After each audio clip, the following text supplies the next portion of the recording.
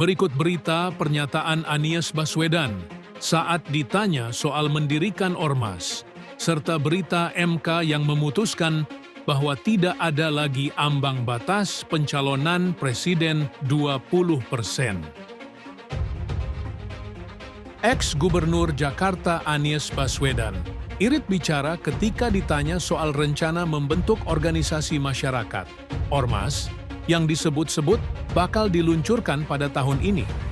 Ketika ditanya soal rencana tersebut, Anies hanya menyatakan bahwa pembentukan ormas itu akan diumumkan jika sudah ada kabarnya. Jadi guru-guru kita perlu dibekali dengan metode-metode pendisiplinan yang benar, metode pendisiplinan yang baru, sehingga metode-metode lama yang sudah tidak tepat lagi itu tidak digunakan. Nah, sekolah kemudian perlu memastikan bahwa tindakan-tindakan yang dikerjakan guru adalah tindakan yang edukatif sifatnya. Ya. Tanggapannya Pak tentang pagar laut di Desa Ketapang? Artinya akan meluncurkan organisasi masyarakat. Nanti begitu ada kabar, mengumumkan. Yang jauh ini dari momentum yang akan ada di awal-awal tahun 2025 ini, ya kan, akan ada peluncuran ormas Anies Baswedan, begitu juga ada Kongres PDI Perjuangan. Nah, ya itu aja lah mungkin. Jadi mungkin kejutan-kejutannya ini selain misalnya ya, kalau saya menganggap kejutan itu misalnya Mas Anies bikin partai atau dia masuk ke PDI Perjuangan. Nah, Pak Ahok kejutannya saya nggak tahu lagi itu apa, apakah dia jadi komisaris Pertamina lagi apa enggak gitu. Tapi kan kalau kita lihat nih dua-duanya adalah dua orang yang sama-sama quote and quote menjadi korbannya Pak Jokowi loh.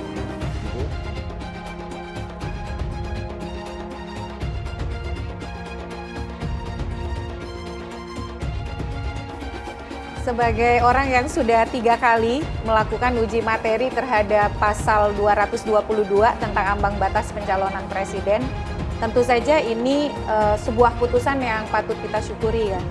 Yang pertama sih saya lega gitu, karena akhirnya 0% tanpa ambang batas, siapapun selama dia dicalonkan oleh partai politik, dia bisa menjadi calon presiden. Nah, bagaimana caranya juga ke depan, artinya ada semacam akan lebih ketat lagi untuk kemudian jangan sampai juga bahwa semudah itu untuk bisa menjadi partai politik, kemudian tiba-tiba ada 200 calon presiden yang kemudian dari partai-partai politik baru yang belum teruji, belum terlihat track recordnya terkait dengan ideologi. Dan ini sangat penting, kita kan memilih pemimpin gitu. Nah, kemudian yang kedua, saya ada rasa curious juga gitu. Kenapa yang kali ini diloloskan gitu, dikabulkan? Sementara sebelum-sebelumnya kan ditolak terus. Dan ada catatan juga bahwa putusan MK ini final dan mengikat, serta-merta berlaku.